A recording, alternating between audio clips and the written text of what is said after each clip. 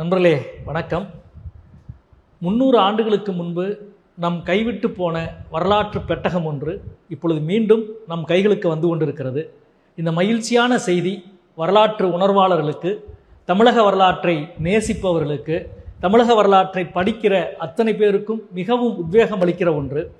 1000 ஆண்டுகளுக்கு முன்பு பெருமன்னன் ராஜராஜனால் பௌத்த விகாரம் கட்டுவதற்காக வழங்கப்பட்ட கொடையை பற்றி பேசுகிற செப்பேடு ஆனைமலை செப்பேடு என்ற அதற்கு பெயர்.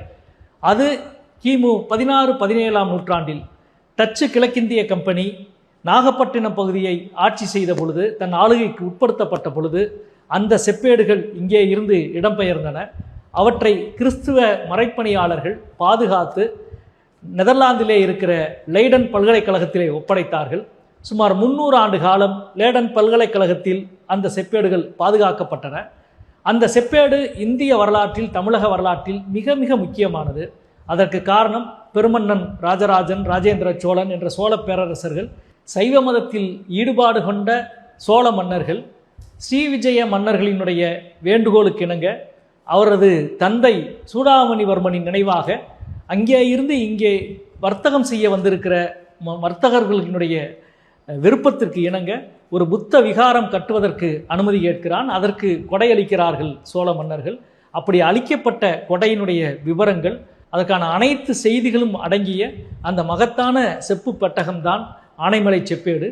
அது இன்றைக்கு நம்முடைய தமிழர்களுக்கு, தமிழ்நாட்டுக்கு, இந்தியாவுக்கு மீண்டும் திரும்ப பெற வேண்டும் என்று யுனெஸ்கோவினுடைய கலை மரபு சார்ந்த பகுதிகளிலே கோரிக்கை வைக்கப்பட்டது.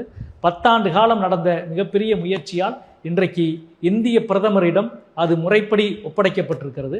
மிக மகிழ்வான ஒரு செய்தி.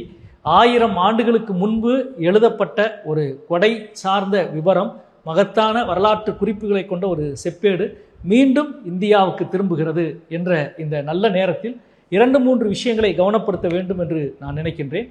குறிப்பாக கடந்த 10 ஆண்டுகளாக அமெரிக்கா உள்ளிட்ட உலகின் பல பகுதிகளில் இருக்கிற இந்திய தொல்பொருட்கள் மீண்டும் இந்தியாவுக்கு கொண்டு வரப்பட்டிருக்கிறது. 654 பொருட்கள் கொண்டு வரப்பட்டிருக்கிறது. அப்படி கொண்டு வரப்பட்ட பொருட்கள் எல்லாம் டெல்லியிலே இருக்கிற புராணகீலா பகுதியிலே தான் வைக்கப்பட்டிருக்கிறது. அங்கே அது பாதுகாப்பாக காட்சிப்படுத்தப்பட்டிருக்கிறதா என்றால் காட்சி கூட படுத்தப்படவில்லை.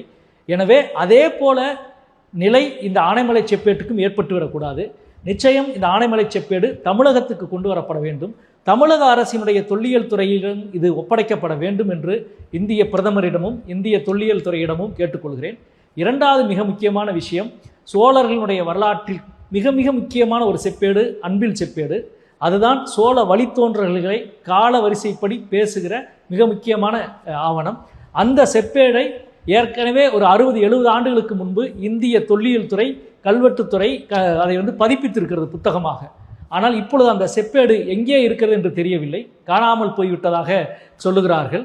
அதாவது 300 ஆண்டுகளுக்கு முன்பு எடுத்து செல்லப்பட்ட செப்பேட்டை நெதர்லாந்திலே இருக்கிற லெய்டன் பல்கலைக்கழகம் பத்திரமாக பாதுகாத்து வைத்திருந்தது. ஆனால் இந்திய தொல்லியல் துறையிடமிருந்த அதே சோழர் செப்பேடு இப்பொழுது காணவில்லை.